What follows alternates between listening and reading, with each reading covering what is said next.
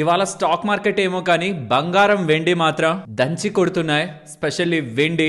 వీటి గురించి ఫస్ట్ మాట్లాడుకుందాం. తర్వాత ఇవాళ మార్కెట్ రిలేటెడ్ గా ఎందుకంత స్ట్రెంగ్త్ మనకు కనిపించింది. లాస్ట్ 2 మార్కెట్ అనాలిసిస్ వీడియోస్ లో మనం ఒక 2 బాక్సెస్ ని చూపించి మార్కెట్ రిలేటెడ్ గా స్ట్రెంగ్త్ కనిపిస్తుంది అండ్ ఇంకొన్ని పాజిటివ్ ఫ్యాక్టర్స్ ఉన్నాయని ఇలా ఒక డేటాని మాట్లాడుకున్నాం కదా. ప్రెసెంట్ ఇలా పెరిగిన తర్వాత ఆ డేటాని ఎంతవరకు మనం సపోర్ట్ చేసుకోవచ్చు అంటే ఫర్దర్ గా మార్కెట్ రిలేటెడ్ గా ఎలాంటి పాజిటివ్స్ ఇంకా మనం చూడొచ్చు, అలాగే నెగటివ్స్ కూడా ఏం మార్కెట్ రిలేటెడ్ గా ప్రెసెంట్ ఉంటున్నాయి. ఈ డేటా పాయింట్స్ అన్నిటిని మాట్లాడుకుంటూ ఏఐ రిలేటెడ్ గా ఒక ఇంపార్టెంట్ పాజిటివ్ బజ్ అయితే తిరుగుతూ ఉంది. ఈవెన్ ఇన్ఫోసిస్ సడన్ గా 50% పెరిగిందనేలా మీకు గ్లోబల్ గా డేటా కనిపిస్తుందా, దీని గురించి కూడా మాట్లాడుకుంటూ అండ్ ఆర్బీఐ రిలేటెడ్ గాను ఇంపార్టెంట్ అప్డేట్ మార్కెట్ పరంగా కనిపిస్తూ ఉంది. వీటన్నిటిని మాట్లాడుకుంటూ మార్కెట్ ఒక ప్రైస్ యాక్షన్ ఇంకా further market data coming days లో రాబోతున్న ఇంపార్టెంట్ ఈవెంట్స్ రిలేటెడ్ గా డిస్కస్ చేసుకుని వాళ్ళ మన మార్కెట్ అనాలిసిస్ ని ఎండ్ చేద్దాం. Hello friends, welcome to day trader Telugu. Good evening. First gold and silver. ఇప్పుడు కేజీ వెండి 2,13,000 దగ్గరగా వెళ్ళిపోయింది. ఇవాళ 2,14,000 పైకే వెళ్ళింది, కానీ ఇప్పుడు 2,13,000 దగ్గరగా ఉంది. బంగారం 1,36,500 700 దగ్గరగా ఇవాళ ఒక పాయింట్ లో కనిపించింది. 24 క్యారెట్ల బంగారం 10 గ్రాములకి. ఇక్కడ మీకు ఒకటి చూపించాలి.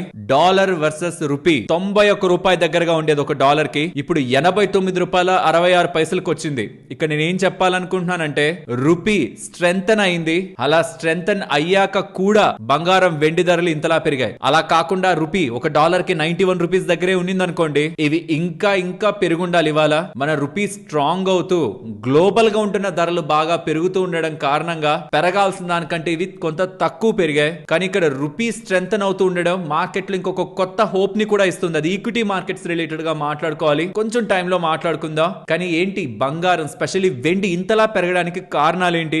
ఇది మీకు మల్టిపుల్ ఫైనాన్షియల్ ప్లాట్ఫామ్స్ లో డేటాల ఆర్టికల్స్ అయితే వేసుంటారు. బట్ వీటన్నిటిని సింప్లిఫై చేస్తే గతంలో కొద్ది రోజుల క్రితం నుంచి మాట్లాడుకున్న కొన్ని డేటా పాయింట్స్ ఉన్నాయి. మీకు గుర్తుంటే యుఎస్ రిలేటెడ్ గా చైనా రిలేటెడ్ గా సిల్వర్ ఒక డిజిగ్నేషన్ మారింది. యుఎస్ వాళ్ళు సిల్వర్ ని క్రిటికల్ మినరల్ లో యాడ్ చేశారని చెప్పానా. ఈవెన్ చైనా వాళ్ళు ఎక్స్పోర్ట్స్ రిలేటెడ్ గా అంటే చైనా సిల్వర్ ఒక ఎక్స్పోర్ట్స్ రిలేటెడ్ గా రిస్ట్రిక్షన్స్ పెట్టాలని చూస్తుంది, పెట్టాలని చూస్తుందని మార్కెట్ లో అంచనాలు వచ్చాయి. యాక్చువల్ గా మీకు కొన్ని ఫైనాన్షియల్ ప్లాట్ఫామ్స్ లో పెట్టేశారని ఉంటుంది. లైక్ ఇక్కడ చూడండి, China one of the largest silver exporter imposed export restrictions. దాని కారణంగా సిల్వర్ ధర పెరుగుతూ ఉందని ఎలా ఉంటుంది. చైనా ఇంకా పెట్టలేదు, పెడతారని ఎలా చెప్తున్నారు. బట్ మీకు కొన్ని వెబ్సైట్స్ లో చైనా హ్యాస్ అనౌన్స్డ్ రిస్ట్రిక్షన్స్ అని ఉంటుంది. దాంట్లోకి వెళ్ళి చూసారనుకోండి మీడియా రిపోర్ట్స్ ప్రకారం అని ఉంటుంది. కానీ కొన్ని దగ్గర చైనా మేక్ క్రబ్ ఎక్స్పోర్ట్స్ అని ఉంటుంది ఫ్రమ్ జనవరి 1st 2026 నుంచి అని. సో సంథింగ్ చైనా ఏదో చేయబోతుందని ఎలా మార్కెట్ లో సర్టెన్ రూమర్స్ ఉన్నాయి. యుఎస్ వాళ్ళు మాత్రం క్రిటికల్ మినరల్ లిస్ట్ లోకి సిల్వర్ కి డిజిగ్నేషన్ ఇచ్చారు. ఇది చాలా టైం బ్యాక్ నుంచి వీడియోస్ లో బంగారం కంటే వెండి ఎక్కువగా పెరుగుతుందని తమ్నైల్ లో కూడా మెన్షన్ చేస్తూ నేను మీకు డేటాను షేర్ చేశాను.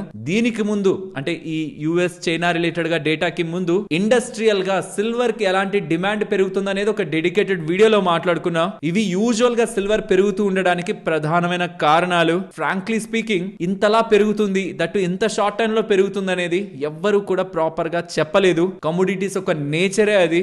ఎందుకు కామ్ గా ఉంటాయి, ఎప్పుడు సడన్ గా పెరిగిపోతాయి, మళ్ళీ ఎప్పుడు సడన్ గా కూల్ ఆఫ్ అవుతూ ఉంటాయి. వాటిని గెస్ చేయడం కష్టం, ఎందుకంటే అది ఎర్నింగ్స్ కారణంగా మారుతున్నవి కాదు, ప్రిడిక్టబిలిటీలోకి వెళ్ళడానికి రిజల్ట్స్ కారణంగా మారుతున్నవి కాదు.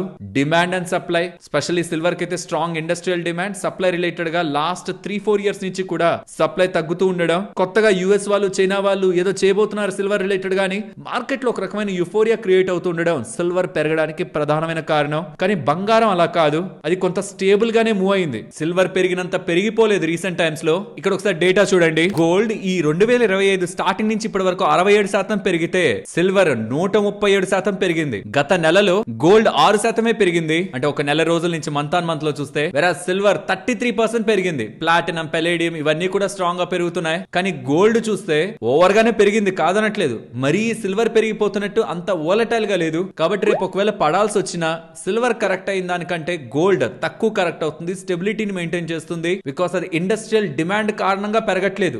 గ్లోబల్ గా సెంట్రల్ బ్యాంక్స్ ఈటీఎఫ్ రిలేటెడ్ గా బయింగ్ గోల్డ్ ని పెంచడానికి ప్రధానమైన కారణాలు. డిమాండ్ అండ్ సప్లై కారణంగానే పెరిగింది అనుకోండి, రేపు సప్లై పెరిగినా డిమాండ్ తగ్గినా సడన్ వోలటాలిటీ మెటల్ లో కనిపిస్తుంది. కాబట్టి సిల్వర్ కుంటున్న హై రిస్క్ అండ్ ఆ వోలటాలిటీ గోల్డ్ కి అయితే ఉండదు. మరి ఇంకా గోల్డ్ ఎంతవరకు పెరిగే అవకాశం ఉంది? ప్రెసెంట్ ఇంటర్నేషనల్ ధరల్లో మాట్లాడుకుందాం, ఎందుకంటే ఇంటర్నేషనల్ ధరల ప్రకారమే బంగారం వెండి ఆధారపడి ఉంటాయి. బంగారం గురించే మాట్లాడుకుందాం. వెండి ఎవ్వరికి అంతుపట్టనంతలా మారిపోతుంది. అందరు ఎక్స్పెక్టేషన్స్ టార్గెట్స్ ఈ 2026 ఎండింగ్ కి ఎక్కడ ఉంటుందా అని అనుకున్నారో వెండి, దాన్ని దాటేసింది వెండి. ఇప్పుడు ఎవరి అంచనాలకి అంటే ఇంకెవరు దానికి తర్వాత టార్గెట్లో పెట్టుకొని లేరు. అందరూ అనుకున్న దానికంటే కూడా వెండి టార్గెట్లని దాటేసింది. ఎవరి అంచనాలకంటే తక్కువలో ఇప్పుడు వెండి లేదు. కానీ బంగారం ప్రెసెంట్ $4,400 పర్ ఔన్స్ కి ఉంది. 1 ఔన్స్ అంటే 31 గ్రామ్స్ దగ్గరగా వస్తుంది.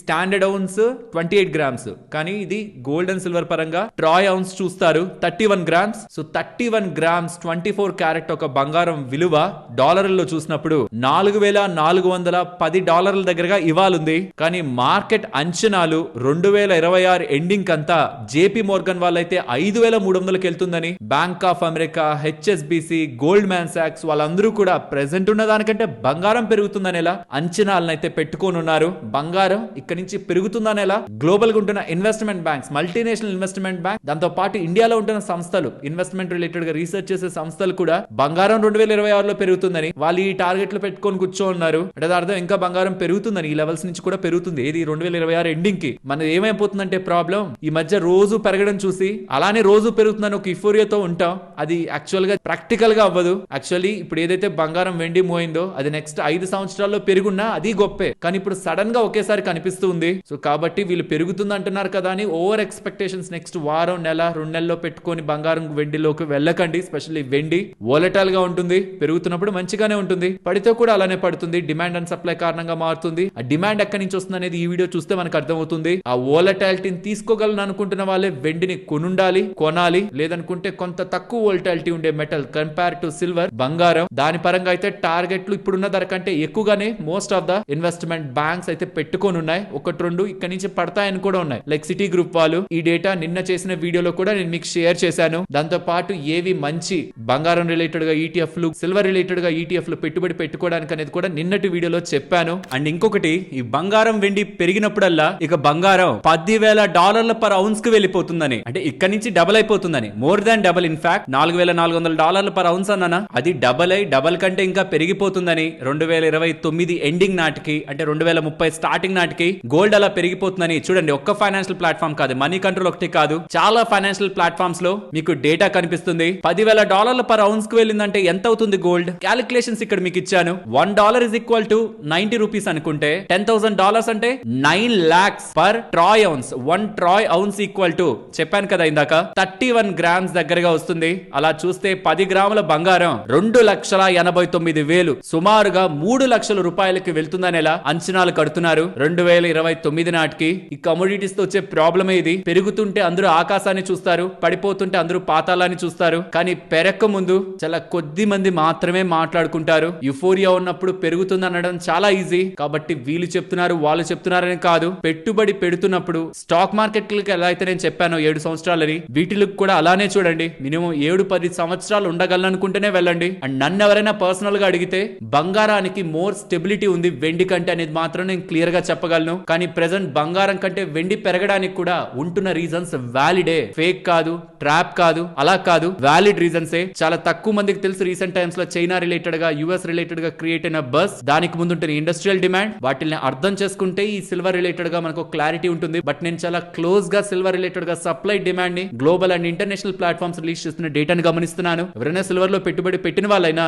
ఇఫ్ ఇన్ కేస్ నాకు ఆ డేటాలో ఏదైనా స్ట్రెంత్ లేదు, వీక్నెస్ కనిపిస్తుంది, సప్లై పెరుగుతుంది, డిమాండ్ కొంచెం మిస్ మ్యాచ్ అవుతుందని ఏదైనా నెగిటివ్ సెంటిమెంట్ కనిపిస్తున్నా దాన్ని మనం మన ఛానల్లో మాట్లాడుకునే ప్రయత్నం, యాజ్ సూన్ యాజ్ పాసిబుల్ మాట్లాడుకునే ప్రయత్నం కూడా చేద్దాం. సిల్వర్ లో పెట్టుబడి పెడుతున్న వాళ్ళు మాత్రం ఇంటర్నేషనల్ గా ఉన్న డేటా పాయింట్స్ ని ట్రాక్ చేస్తూ ఉంటే ఎర్లీగా ఉంటున్న సైన్స్ ని మీరు తెలుసుకోగలరు. గోల్డ్ అంటే సెంట్రల్ బ్యాంక్స్ ఒక బ్యాకప్ ఉంది. అన్లెస్ వాళ్ళు షాక్ ఇస్తే తప్పించి గోల్డ్ రిలేటెడ్ గా వోలటాలిటీ చూడడం కొంచెం కష్టం. బట్ ఏదైనా సరే కొన్ని నెలలు, రోజులని కాకుండా లాంగ్ టర్మ్ లో కనీసం ఒక 7-10 సంవత్సరాలు నేను పెట్టగలను అనుకుంటేనే రండి. లేదంటే పెరుగుతున్న ఈ ఫోరియాలో వచ్చి ఇంకొంచెం పడగానే మళ్ళీ భయపడిపోయి బయటకు వెళ్ళిపోతే నష్టాల్లో మీరు ఎగ్జిట్ అవ్వాల్సి ఉంటుంది. లాంగ్ టర్మ్ లో బంగారం అయితే పెరుగుతూనే వచ్చింది. కానీ మధ్యలో 20%, 30%, 40% దగ్గరగా కూడా పడిన సందర్భాలు ఉన్నాయి. అది నేను గతంలో చేసిన గోల్డ్ వీడియోస్ లో ఎక్స్ప్లెయిన్ చేశాను. అది కూడా గుర్తుంచుకోవాలి. నెక్స్ట్ మన మార్కెట్స్ విషయానికి వస్తే ఇవాళ మార్కెట్ స్ట్రాంగ్ గా పెరిగాయా friends? Last 2 market analysis videos ని మీరు గమనిస్తే నేను 2 టేబుల్స్ ని మీకు చూపించాను. December 18th ఈ టేబుల్, దానికి ముందుంటున్న వీడియోలో ఈ టేబుల్. రెండిట్లో మనం మాట్లాడుకుంది ఏంటి? December 18th ఈ టేబుల్ లో చూపిస్తే ఏమని చెప్పాను? చాలా డేస్ బ్యాక్ నుంచి lower lows, lower highs data మనకి కనిపిస్తూ ఉంది.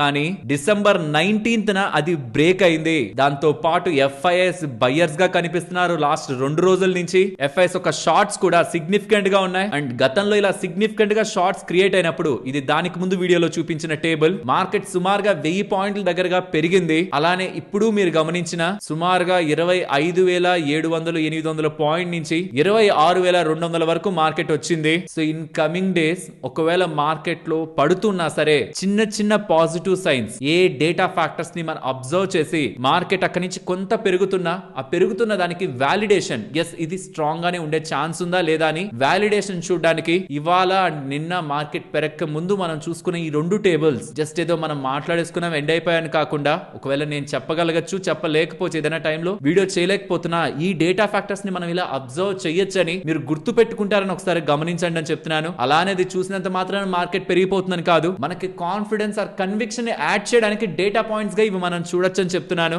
మార్కెట్ లో అవి స్టిల్ రెలవెంట్ గానే ఉన్నాయి. కానీ మార్కెట్ గతంలో మల్టిపుల్ టైమ్స్ ఇదే జోన్స్ దగ్గరికి వచ్చి 26,040, 26,200 మళ్ళీ ఆల్ టైమ్ హైస్ దగ్గరగా వెళ్ళి మళ్ళీ పడిపోవడం, సుమారుగా ఈ జోన్స్ దగ్గరికి వచ్చే క్రాక్ అవుతూ ఉండేది మార్కెట్. కానీ అనూహ్యంగా నేను చెప్పాను కదా, డాలర్ తో కంపేర్ చేస్తే రూపీ స్ట్రెంగ్ అయింది. ఇది సీరియస్లీ ఇమాజిన్ చేసింది కాదు. ఎందుకంటే 91 రూపాయి దగ్గరికి వెళ్ళి ఒక డాలర్ ఈక్వల్ టు 91 రూపాయి దగ్గరికి వెళ్ళి మళ్ళీ 89 రూపాయల చేంజ్ కి వచ్చి మళ్ళీ 91 రూపాయి పైకి వచ్చేసి 91 రూపాయల 50 పైసల వరకు వచ్చేసి ఇంక ఈసారి ఇంకా వీక్ అవుతుందేమోలే 92 వెళ్ళిపోతుందేమోలే అనే ఒక భయం క్రియేట్ చేసి మార్కెట్ ని కొంత కిందకి తీసుకొచ్చాక ఆర్బీఐ రిలేటెడ్ గా ప్రెజెన్స్ ని కూడా కొంతమంది ఎక్స్పర్ట్స్ చెప్తున్నారు ఆర్బీఐ ఇన్వాల్వ్ అయిందని. ఇన్వాల్వ్ అయితే మనం పెద్దగా చూడాల్సిన అవసరం లేదు. ఆర్బీఐ ఇన్వాల్వ్ అయి డాలర్స్ ని యూస్ చేసి రూపీని స్టెబిలైజ్ చేసింది అనుకోవచ్చు. కానీ ఒకవేళ ఆర్బీఐ ఇన్వాల్వ్ అవ్వకుండా కానీ రూపీ స్టెబిలైజ్ అయి ఉంటే then there will be a small hope. Market కి ఏదో సంథింగ్ ముందుగానే అర్థమవుతూ యుఎస్ ఇండియా ట్రేడ్ డీల్ ఏమైనా కన్ఫర్మ్ అవుతుందా అని మార్కెట్ లో అర్థమవుతూ ఇలా రూపీ ఏమైనా స్టెబిలైజ్ అయ్యిందా, ఈ ఇయర్ ఎండింగ్ లోపు అయిపోతుందని చాలా సార్లే విన్నాం. ఇయర్ ఎండింగ్ వచ్చింది కానీ ట్రేడ్ డీల్ ఏం అవ్వలేదు. ఇన్ఫాక్ట్ నాకు ట్రంప్ ఒక వైఖరికి నాకైతే కాన్ఫిడెన్స్ లేదు, తన మీద నాకు నమ్మకం లేదు. బట్ రూపీ మాత్రమే స్టెబిలైజ్ అవ్వడం కాదు, ఎఫ్ఐఎస్ కూడా లాస్ట్ 3 ట్రేడింగ్ సెషన్స్ గా బయర్స్ గా ఉన్నారు. ఇవాళ డేటా ఇప్పుడే అప్డేట్ అయింది. ఆల్మోస్ట్ 457 crores సెల్లర్స్ ఉన్నారు. బట్ అది ఒక బిగ్ నెంబర్ ఏం కాదు. 1,500 crore, 2,000 crore, 3, 4 అట్లా ఏం కాదు. మార్జినల్ గా దాన్ని న్యూట్రల్ గానే చూడొచ్చు, below 500 crores. But last 3 days నుంచి వాళ్ళు బయర్స్ గా ఉన్నారు. ఇవాళ మార్జినల్ సెల్లర్ గా ఉన్నారు. ఇటు పక్క చూస్తే డాలర్ తో కంపేర్ చేస్తే రూపీ కూడా స్ట్రెంగ్ అయింది. ఇదైనా ఒక చిన్న హోప్, ట్రేడ్ డీల్ పరంగా మార్కెట్ కి ఏదైనా ఒక సిగ్నల్ లా వెళ్తూ ఉందా అన్న దానికి ఇవి పాజిటివ్ గా యాడ్ చేస్తున్నాయి, నెగిటివ్ గా యాడ్ చేస్తున్నది. అలాంటప్పుడు మరి అంతగా ట్రేడ్ డీల్ జరిగిపోతుంది అనుకున్నప్పుడు ఎఫ్ఐఎస్ వాళ్ళ షార్ట్స్ ని కవర్ చేయాలి కదా. 91% ఇంకా అలానే మెయింటైన్ చేస్తున్నారు. మార్కెట్ పడుతుందని 91% షార్ట్స్ ఎఫ్ఐఎస్ మెయింటైన్ అవుతూ ఉన్నాయి. సో ఓవరాల్ మార్కెట్స్ రిలేటెడ్ గా పాజిటివ్స్ నెగిటివ్స్ మాట్లాడుకుంటే ఇండియా రిలేటెడ్ గా తీసుకున్న చేంజెస్ స్టిల్ చెప్తున్నాను కదా మార్కెట్స్ లో రిఫ్లెక్ట్ అవ్వలేదు. ఇన్కమ్ ట్యాక్స్ రిలేటెడ్ గా తీసుకుంది కానీ, జిఎస్టీ రిలేటెడ్ గా తీసుకుంది కానీ, మనం అనుకుంటున్నాం మార్కెట్స్ ఆల్ టైమ్ హైస్ వచ్చాయేమో అని. పోర్ట్ఫోలియోస్ ఏం రాలేదు. గ్లోబల్ మార్కెట్స్ పెరిగిన తీరు చూసారంటే 30%, 40%, 50%, 60% దగ్గరగా కూడా పెరిగిన మార్కెట్స్ ఉన్నాయి. బట్ మన మార్కెట్స్ రిలేటెడ్ గా ఇష్యూ ఏమైందంటే నెంబర్స్ అంతా అనుకున్నట్టు బాగా రాలేదు. మీన్స్ నెంబర్స్ లో స్ట్రెంత్ లేదు. ఏఐ రిలేటెడ్ గా మన మార్కెట్స్ కి ఎటువంటి ఎడ్జ్ లేదు. గ్లోబల్ మార్కెట్స్ కే ఉంది. డబ్బులు కూడా బయటకు వెళ్ళింది. మన మార్కెట్స్ పెరగడానికి ఏఐ అనేది ఒక హెల్ప్ లేదు కాబట్టి ఏఐ బూమ్ లో మన మార్కెట్స్ రియాక్ట్ అవ్వలేదు. అండ్ ఎర్నింగ్స్ కూడా స్ట్రాంగ్ గా లేవు. And compare with global markets, Indian equity markets కొంత ఎక్స్పెన్సివ్ ఉండేసరికి రీసెంట్ టైమ్స్ లో ఎన్ని positives Indian domestic markets related గా ఉన్నా మార్కెట్ రియాక్ట్ అవ్వలేదు. కానీ రీసెంట్ టైమ్స్ లో ఏఐ రిలేటెడ్ గా బబుల్ అన్న ఇండియన్ మార్కెట్స్ రిలేటెడ్ గా వాల్యుయేషన్స్ అడ్జస్టెడ్ గా గ్లోబల్ గా కంపేర్ చేస్తే, యుఎస్ తో కంపేర్ చేస్తే, గ్లోబల్ గా కొన్ని కంట్రీస్ తో కంపేర్ చేస్తే, సిమిలర్ పీని ఎవరైతే కమెంట్స్ వాళ్ళతో కంపేర్ చేస్తే రీజనబుల్ గా వచ్చాయనేసరికి ఈ 2026 లో ఎఫ్ఐఎస్ మళ్ళీ బ్యాక్ అవుతారు, ఇండియన్ మార్కెట్స్ మళ్ళీ పెరుగుతాయని ఒక హోప్స్ ఇతర ఇన్వెస్ట్మెంట్ బ్యాంక్స్ దగ్గర నుంచి ఇండియన్ బ్రోకర్స్ వరకు రైజ్ అయ్యాయి. ఎఫ్ఐఎస్ సెల్లింగ్ కూడా ఎక్కువగా జరిగిపోయింది కదా, మళ్ళీ బ్యాక్ అవుతారేమో ఒక హోప్. సో మన కమింగ్ టైమ్స్ లో నెంబర్స్ ఏ మాత్రం మార్కెట్ అంచనాలని బీట్ చేసి వస్తున్నా ఆల్రెడీ మన రిలేటెడ్ గా లో ఎక్స్పెక్టేషన్స్ ఉన్నాయి కాబట్టి అది ఎఫ్ఐఎస్ ఒక ఇన్ఫ్లోస్ ని స్ట్రెంగ్థెన్ చేస్తుంది. ఇదే మార్కెట్ లో ఉన్న చాలా మంది అంచనా 2026 ఎందుకు మార్కెట్ పెరుగుతుందని చాలా మంది అనుకుంటున్నారంటే లాజిక్ ఇది. ఎర్నింగ్స్ బాగుంటాయి నెక్స్ట్ కమింగ్ క్వార్టర్స్ లోని. ఇదే సినారియోలో కానీ కమింగ్ టైమ్స్ లో నెంబర్స్ బాగా వచ్చాయనుకోండి కంపెనీస్ దగ్గర నుంచి ఆటోమేటిక్ గా revival not only market portfolio లెవెల్లో కూడా మనకి మంచిగా కనిపిస్తుంది. ఇవన్నీ పాజిటివ్ సైడ్. ఇంకొన్ని పాజిటివ్స్ ఉన్నాయి, లైక్ రీసెంట్ టైమ్స్ లో యూఎస్ ఫెడ్ వాళ్ళు వడ్డీ రేట్లు కట్ చేశారు. అండ్ దాంతో పాటు జస్ట్ ఒకసారి ఈ డేటా చూడండి. RBI May further cut repo rate by 25 basis points to 5% అని చెప్పారు. ఎవరు చెప్తున్నారు? ఆర్బీఐకి సంబంధించిన MPC monetary policy committee meeting ఒక మినిట్స్ వచ్చాయంట. లాస్ట్ టైం ఆర్బీఐ వాళ్ళ మీటింగ్ జరిగింది కదా, దాంట్లో ఏమేమి మాట్లాడుకున్నారన్న దాంట్లో మినిట్స్ వచ్చాయి. దాంట్లో ఏం మాట్లాడుకుంటున్నారంటే సభ్యులందరూ కలిసి బానే ఉంది ఎకానమీ గ్రోత్, ప్రెసెంట్ జీడిపి బానే ఉంది, కానీ సెకండ్ హాఫ్ లో వీక్ అవుతుంది బికాస్ ఆఫ్ 50% యూఎస్ టారిఫ్. మనం సపోర్ట్ చేయాలంటే నెక్స్ట్ నెక్స్ట్ కూడా రేట్ కట్ చేయాలి అంటే ఫిబ్రవరిలో ఇప్పుడు 4th to 6th జరుగుతుంది monetary policy committee meeting. 6th morning 10:30 around మనకి అప్డేట్ వస్తుంది. అప్పుడు కూడా రేట్ కట్ అనేలా మార్కెట్ లో ఆల్రెడీ ఎక్స్పెక్టేషన్స్ వెళ్ళాయి. యుఎస్ లో ఫెడ్ వాళ్ళు వడ్డీ రేట్లు కట్ చేశారు. రీసెంట్ టైమ్స్ లో వచ్చిన ఇన్ఫ్లేషన్ డేటా బెటర్ గా వచ్చింది యుఎస్ లో. సో నెక్స్ట్ రేట్ కట్ కూడా జరగాలి. యాక్చువల్ గా అయితే రీసెంట్ గా ఫ్రైడే కూడా మిషిగన్ ఇన్ఫ్లేషన్ డేటా కూడా బెటర్ గా వచ్చింది. So all good. US related గా ఇన్ఫ్లేషన్ డేటా బానే ఉంది. రేట్ కట్లు అక్కడ జరగాలి. ఇండియా రిలేటెడ్ గా రేట్ కట్ చేస్తామనేలానే ఆర్బీఐ వాళ్ళు ఆల్రెడీ హింట్లు ఇచ్చేశారు. ఫిబ్రవరిలో రేట్ కట్ జరగాలి. బ్యాంక్ ఆఫ్ జపాన్ వాళ్ళు రేట్ హైక్ చేస్తామని అన్నారు 25 బేసిస్ పాయింట్స్. జరిగింది. దానికి మార్కెట్ ఆల్రెడీ ప్రిపేర్డ్ గా ఉంది. ఇంకేదైనా వర్స్ట్ కామెంట్స్ ఉంటాయేమో, నెక్స్ట్ కమింగ్ టైమ్స్ లో ఇంకా హైక్స్ ఉంటాయేమో చెప్తారేమో అనుకుంటే అలా జరగలేదు. సో అది ఒక డవిష్ హైక్, హాకిష్ హైక్ ఎక్స్పెక్ట్ చేశారు. కానీ డవిష్ హైక్ ఓవరాల్ గా దాని నెట్ ఇంపాక్ట్ మార్కెట్స్ రిలేటెడ్ గా పాజిటివ్ వే. కాబట్టి ఆ రోజు కూడా మార్కెట్స్ పెరిగాయి. అండ్ ఎప్పటి నుంచో మన మార్కెట్స్ ని ఇరిటేట్ చేస్తూ ఉన్న డాలర్ రూపీ కూడా స్టెబిలైజ్ అయింది. ఏం ఇంప్రూవ్ అయిపోలేదు, స్ట్రెంథన్ అయిపోలేదు, స్టెబిలైజ్ అయింది. అది కూడా మార్కెట్స్ రిలేటెడ్ గా మంచిదే. ఓ లిటిల్ హోప్ కమింగ్ టైమ్స్ లో ఏమైనా ట్రేడ్ డీల్ జరుగుతుందా అని. ఇవన్నిటిని పాజిటివ్ సైడ్ పెట్టచ్చు. Negative side numbers are always king. Coming times లో Q3 నెంబర్స్ వస్తాయి. అండ్ గుర్తుంచుకోండి బడ్జెట్ కూడా రాబోతుంది. US India trade deal related గా కూడా నాకెందుకో ట్రంప్ గేమ్స్ ప్లే చేస్తున్నారనేదే అనిపిస్తుంది. నేను రాంగ్ అవ్వాలనే కోరుకుంటున్నాను. ట్రేడ్ డీల్ సడన్ గా వచ్చేసి ట్రంప్ నేనేం గేమ్ ప్లే చేయట్లేదని ప్రూవ్ చేసుకోవాలని నేను రాంగ్ అవ్వాలని అనుకుంటున్నాను. కానీ కావాలని ఇంటెన్షనల్ గా ఇండియా రిలేటెడ్ గా ట్రేడ్ డీల్ నెగ్లెక్ట్ చేయబడుతుంది. ఎలా అయినా ప్రెషర్ చేసి రష్యా నట్టు పెట్టుకుని వేసేసాం ఇంకొక 25%. ఎలా అయినా ప్రెషర్ చేసి ఎలాగోలాగా మన రిలేటెడ్ గా ప్రొడక్ట్స్ ఇండియాకి అమ్మేసేయాలి. ఆ అగ్రికల్చర్ ప్రొడక్ట్స్ ని అమ్మేసేయాలి. ఎంత ప్రెషర్ అయితే చేయండి. వాళ్ళు ఒప్పుకుంటేనే ట్రేడ్ డీల్ చేద్దాం, లేకపోతే అలానే వదులుదాం అనేమైనా వదులుతున్నారా? అవి నాకుంటున్న మెయిన్ క్వశ్చన్. సో ఒకవేళ కమింగ్ టైమ్స్ లో యుఎస్ ఇండియా రిలేటెడ్ గా ట్రేడ్ డీల్ అవ్వట్లేదని అలా మార్కెట్ కి హింట్ వెళ్ళినా రూపీ ఫర్దర్ గా వీక్ అవడం, మార్కెట్ రిలేటెడ్ గా ప్రెషర్ మనకి షార్ట్ టర్మ్ లో కనిపిస్తుంది. సో షార్ట్ టర్మ్ లో మార్కెట్స్ ఇంపాక్ట్ చేసే మెయిన్ ఎలిమెంట్ ఎవరైనా ఉన్నారా అంటే ట్రంప్. అండ్ దాని ద్వారా ఇంపాక్ట్ అయ్యే రూపీ. యుఎస్ అయితే మనతో ట్రేడ్ డీల్ కుదుర్చుకోలేదు. కానీ ఒమన్ వాళ్ళు రీసెంట్ గానే ట్రేడ్ డీల్ కుదుర్చుకున్నారు. యూరోపియన్ యూనియన్ వాళ్ళు కూడా ఆల్మోస్ట్ ఎండింగ్ లో ఉంటున్నారంటున్నారా. ఇప్పుడు న్యూజిలాండ్ వాళ్ళు కూడా మనతో ఫ్రీ ట్రేడ్ అగ్రిమెంట్ ని కుదుర్చుకున్నారు. ఎగ్జిస్టింగ్ ఉంటున్న ట్రేడ్ ని డబల్ చేసుకుంటారనేలా న్యూజిలాండ్ వాళ్ళు చెప్తున్నారండి. ఈవెన్ దీని రిలేటెడ్ గా నరేంద్ర మోడీ గారు కూడా ఒక ట్వీట్ ద్వారా ఫ్రీ ట్రేడ్ అగ్రిమెంట్ ని సపోర్ట్ చేస్తూ ఇండియా రిలేటెడ్ గా entrepreneurs, farmers, MSME, students and youth కి, ఇన్నోవేటర్స్ కి ఒక కొత్త ఆపర్చునిటీ క్రియేట్ అవుతుందనేలా తను అభిప్రాయపడుతున్నారు. So any free trade agreement మంచిదే. ఇండియా రిలేటెడ్ గా మంచిదే. ఎక్స్పోర్ట్స్ అండ్ బిజినెస్ రిలేటెడ్ గా మంచిదే. బట్ మనకు కావాల్సింది అమెరికాది. ఎందుకంటే నెంబర్ ఆఫ్ కంట్రీస్ అన్ని కలిసి చేసే ట్రేడ్ కంటే యుఎస్ వాళ్ళు మనతో చేసే ట్రేడ్ ఎక్కువ. కాబట్టి మార్కెట్ దానికి ఎక్కువ ఇంపార్టెన్స్ ఇస్తూ ఉంటుంది. బట్ ఇది జరగడం, న్యూజిలాండ్ రిలేటెడ్ గా ట్రేడ్ డీల్ జరగడం కూడా మంచిదే. ఇక లాంగ్ టర్మ్ లో ఉండే ఫ్యాక్టర్స్ ఎప్పటి నుంచో మాట్లాడుకున్నవే, ఇంకెప్పుడు మాట్లాడుకునేవే. యుఎస్ రిలేటెడ్ గా డెట్ క్రైసిస్ అని, ఏఐ బబుల్ అని, జపాన్ రిలేటెడ్ గా బాండ్ డీల్స్ అని, డాలర్ అండ్ క్యారీ ట్రేడ్ అని, ఇవి నెగిటివ్సే. కానీ అవి ఎప్పుడు ప్లే అవుతాయి అనేది ఎవరు చెప్పలేరు. కాబట్టి రీసెంట్ చేసిన వీడియోలో కూడా అదే చెప్పాను. అవి నెగిటివ్సే. కానీ దాన్ని బేస్ చేసుకుంటే అసలు మార్కెట్ లో మనం ఎప్పటికీ ఉండలేము. ఇంకో 10 సంవత్సరాలు కూడా అది మనం వింటూనే రావచ్చు. కాబట్టి దాన్ని పక్కన పెట్టి చూస్తే మన మార్కెట్స్ కి ఇంకా నెక్స్ట్ కమింగ్ టైమ్స్ లో నెంబర్స్ డిసప్పాయింట్ చేయకపోతే అది ఒక బెస్ట్ బూస్ట్ లా ఉంటుంది. దానికి తోడి ట్రేడ్ డీల్ కూడా అయిపోయిందంటే గ్లోబల్ మార్కెట్స్ చూసి మన మార్కెట్స్ చూడని రన్వే ని నెక్స్ట్ మన మార్కెట్స్ కూడా చూస్తాయి. ఇవి ఒక ట్విన్ సిలిండర్స్ లా, ఇదొక సిలిండర్, ఇంకొక సిలిండర్, ఇది రెండు ఫైర్ అయితే మార్కెట్స్ మంచిగా మనకి లాభాలను ఇచ్చే అవకాశం ఉంది. యాజ్ ఇట్ ఈస్ అది కాకుండా నెంబర్స్ వీక్ గా వచ్చినా, ట్రేడ్ డీల్ జరగట్లేదని మార్కెట్ లో సెంటిమెంట్స్ వెళ్తున్నా, అవి అలానే సేమ్ ఆ రెండు కలిసి మార్కెట్ ని అలానే కిందకి తీసుకువెళ్తాయి. ఇవి మార్కెట్స్ రిలేటెడ్ గా ఉన్న బోత్ సైడ్స్. నేనైతే పాజిటివ్ సైడ్ చూస్తున్నాను. ట్రంప్ ది కాకుండా నెంబర్స్ బాగుంటాయని ఎక్స్పెక్ట్ చేస్తున్నాను. ట్రంప్ ది మాత్రం నాకు హోప్ లేదా. మీ ఒపీనియన్ కూడా ట్రంప్ రిలేటెడ్ గా ట్రేడ్ డీల్ పరంగా తను నార్మల్ గానే యాజ్ ఏ యుఎస్ ప్రెసిడెంట్ గా తన హుందాతనాన్ని మెయింటైన్ చేస్తూ వ్యవహరిస్తారా, లేదంటే కక్షపూరితంగా ఇలా చేస్తున్నారా? మీ అభిప్రాయాన్ని కూడా ఇండియా రిలేటెడ్ గా ట్రంప్ వ్యవహరిస్తున్న స్టైల్ ని కూడా వీలైతే చెప్పండి. అండ్ ఇవి కాక గ్లోబల్ గా కొన్ని అప్డేట్స్ ఉన్నాయి. లైక్ ఏఐ స్టాక్స్ గురించి మాట్లాడుకోవాలి. ఒరాకిల్ ఈ మధ్యలో పడుతూ ఉందా? ఏఐ కారణంగా పెరిగింది. ఈ మధ్య కాలంలో పడుతుందా? అది మళ్ళీ పెరిగింది. ఎందుకంటే tick talk majority of stake ని యుఎస్ వాళ్ళకి అమ్మేస్తా అన్నారు కదా. చైనాకు సంబంధించిన కంపెనీ యుఎస్ లో బిజినెస్ చేయాలంటే టిక్ టాక్ సంబంధించిన వాటాని యుఎస్ కి సంబంధించిన కంపెనీస్ కొంటా అన్నారా? అలా ఈ టిక్ టాక్ లో వాటాని ఒరాకిల్ వాళ్ళు కూడా కొనబోతున్నారు. వన్ ఆఫ్ ద ఇన్వెస్టర్ గా ఉండబోతున్నారు సరికి ఒరాకిల్ స్టాక్ పెరిగింది. అండ్ యుఎస్ వాళ్ళు చైనా రిలేటెడ్ గా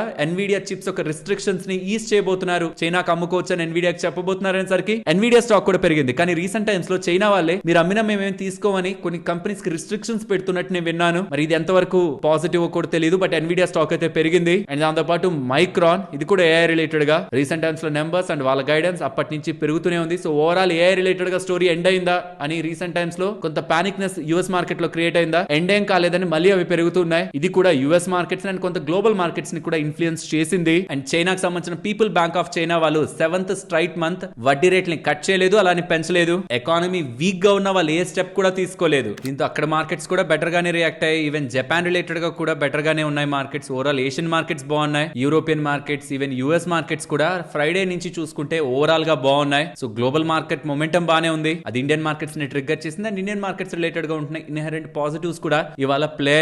స్మాల్ క్యాప్స్ ఇవాళ మంచిగా పెరిగాయి compared with large caps. And ఇవాళ నైట్ అనుకుంటా యుఎస్ కి సంబంధించిన పీసీ ఇన్ఫ్లేషన్ డేటా అప్డేట్ అవుతుంది. అది తప్పించి మెయిన్ ఈవెంట్స్ ఏవి లేవు. ఐ థింక్ ఒక 7 ట్రేడింగ్ సెషన్స్ లో ఈ మంత్ అయితే ఎండ్ అయిపోతుంది. Just 7 trading sessions. ఈ లోపు US India trade deal announcement ఉంటుందా? ఉంటే ఇయర్ ఎండ్ అనేది వెరీ స్ట్రాంగ్ గా ఉంటుంది. బట్ చెప్పాను కదా, నా హోప్స్ అయితే వెరీ లో ఉన్నాయి ఫ్రెండ్స్. ఇలా ఉంటున్న ఎంటైర్ డేటాని కంబైన్ చేస్తూ వీడియో మీ ముందుకు తీసుకురావడానికి మేము ఎఫర్ట్స్ పెట్టామని మీరు అనుకుంటే వీడియోని ఒక లైక్ చేస్తూ పెడుతున్న ఎఫర్ట్స్ ని ఎంకరేజ్ చేయండి ఫ్రెండ్స్. ఒక్కసారి ఇమేజ్ చూడండి. టెలిగ్రామ్ ఛానల్ మనదే, కానీ కింద చూసారా day trader Telugu join my channel అని ఉంది చూసారా? అది మనది కాదు. ఫేక్ ఛానల్ ఒకటి క్రియేట్ చేసి దాంట్లో టిప్స్ ఇస్తున్నాం అని చెప్పి దానికి యాడ్ మన ఛానల్ మీద వేస్తున్నారు. సో చూసిన వాళ్ళందరికీ డే ట్రేడర్ తెలుగు ఛానల్ ఏమో అనుకొని అందులోకి వెళ్ళి జాయిన్ అయ్యి అందులో టిప్స్ మీరే ఇస్తున్నారని కూడా మెయిల్స్ అయితే వస్తున్నాయి. ఒక్కటే చెప్తున్నాను, రూపాయి తీసుకొని ఆరు డబ్బుల కోసం మన వాళ్ళకి ఏదో ఒక ప్లాన్స్ సబ్స్క్రిప్షన్స్ పెట్టి వ్యాపారం చేసే ఒక మెంటాలిటీ ఛానల్ ది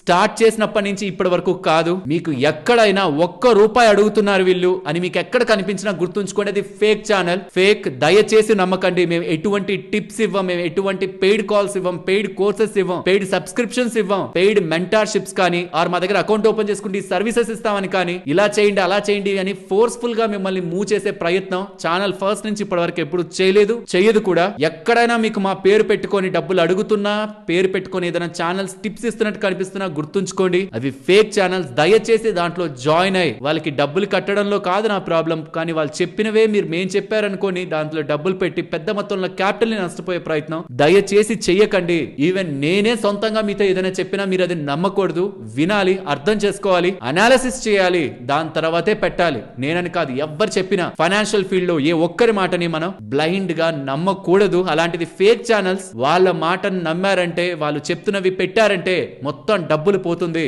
మాకు ఎటువంటి పెయిడ్ ఛానల్స్ లేవని ఇంకొకసారి ఈ వీడియో ద్వారా మన వాళ్ళందరికీ చెప్పాలనుకుంటున్నాను. వెర్నోవా రిలేటెడ్ గా ఉన్న అప్డేట్. స్టాక్ ఇవాళ 5% పెరిగింది. బట్ దీంట్లో ఉన్న డెప్త్ ని కొంత తెలుసుకోవడానికి ప్రయత్నించండి. వీళ్ళకి హెచ్విడిసి రిలేటెడ్ గా అదాని సబ్సిడరీ దగ్గర నుంచి ఒక ఆర్డర్ లభించింది.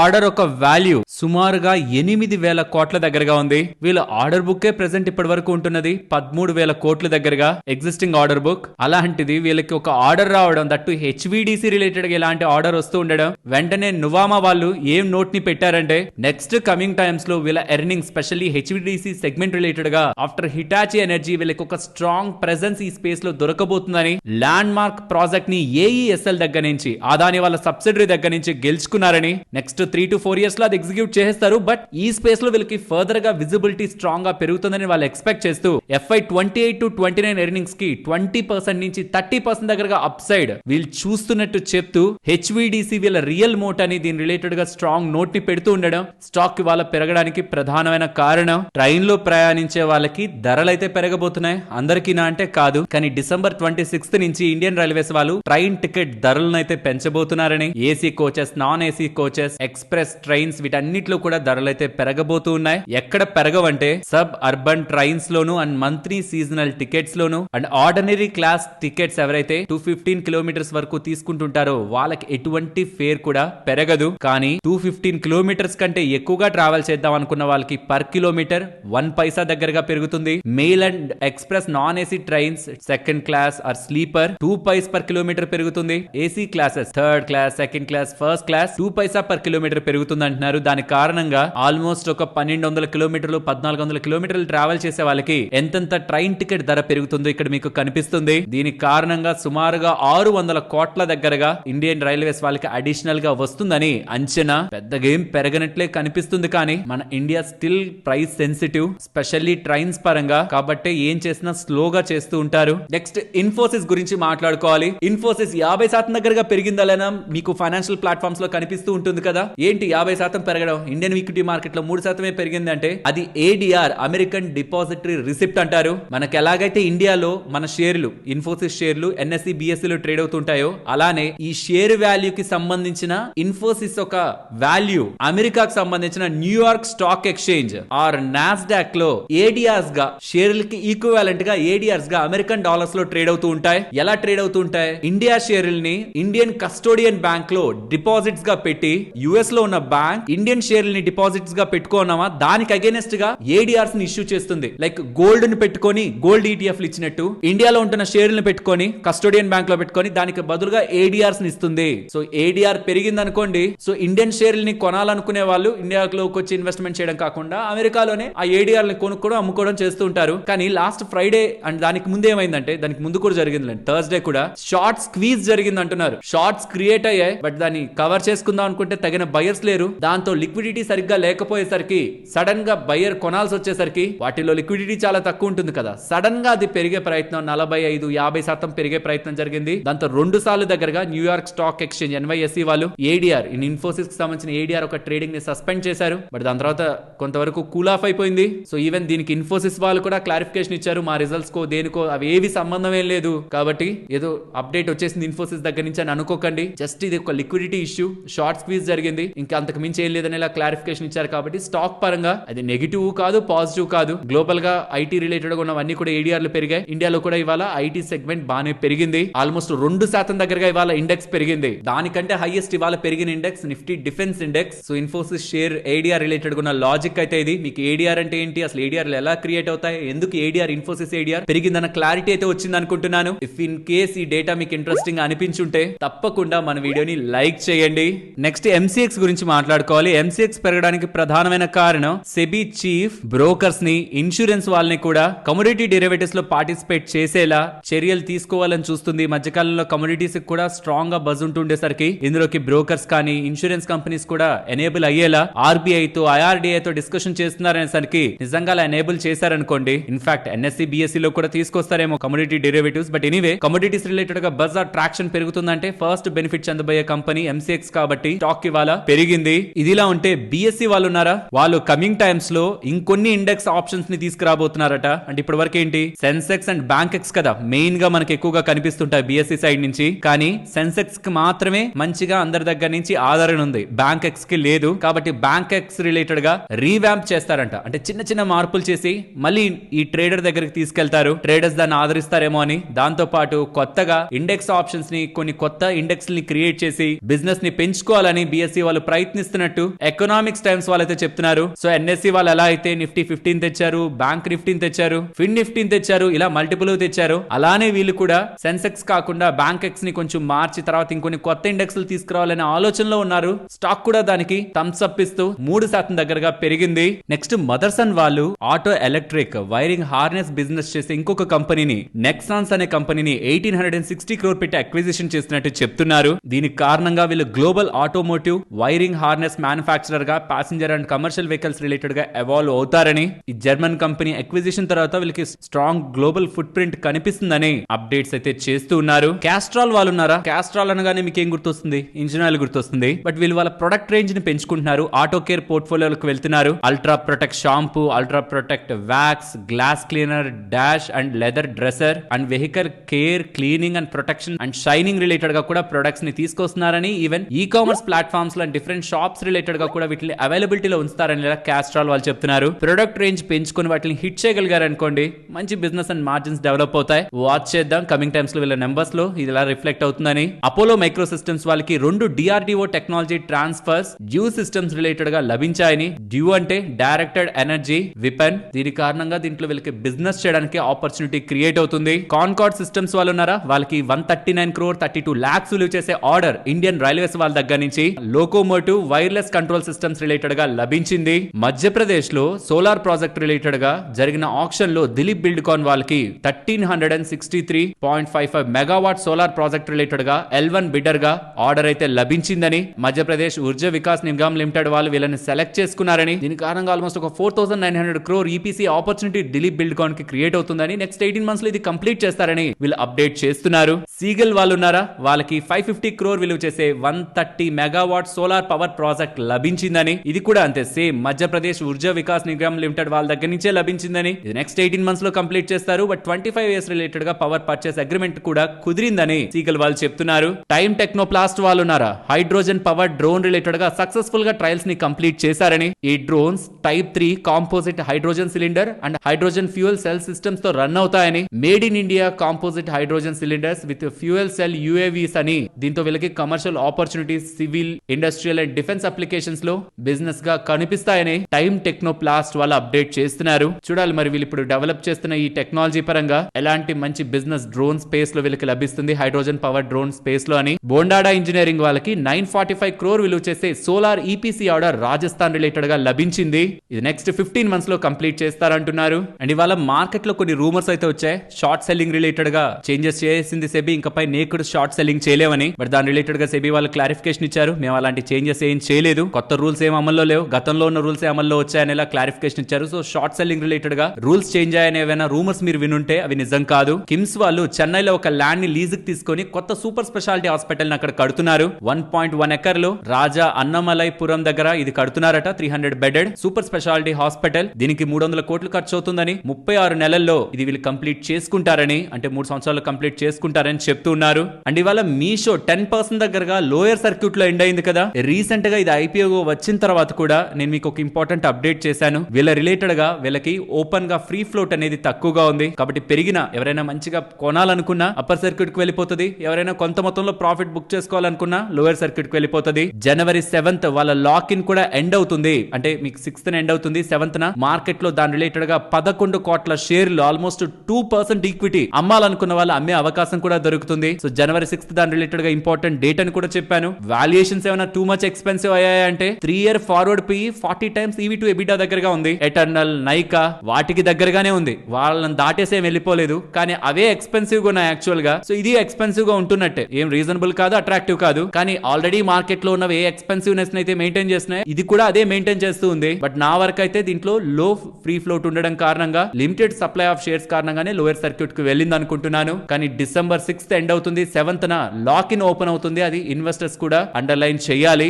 గోల్డియం ఇంటర్నేషనల్ వాళ్ళు ఉన్నారా, ఇంకొక కొత్త 20 స్టోర్స్ ని ఓపెన్ చేస్తారట అక్రాస్ ద ఇండియా. ఎక్కడెక్కడ ఓపెన్ చేస్తున్నారనే లిస్ట్ ఇచ్చేసారు చూడండి. తెలుగు రాష్ట్రాల్లో లిస్ట్ లో అయితే కనిపించట్లేదు పేరు. వీళ్ళు ల్యాబ్ గ్రోన్ డైమండ్స్ ని వాళ్ళ ఓన్ అండర్ బ్రాండ్ నేమ్ లో, ఆరిజమ్ అనే బ్రాండ్ నేమ్ లో సెల్ చేస్తున్నారు. ఎక్కడెక్కడ ఓపెన్ చేస్తున్నారన్న లిస్ట్ మీకు స్క్రీన్ మీద ఉంటుంది. Attention deficit hyper activity disorder, ADHD అంటారు.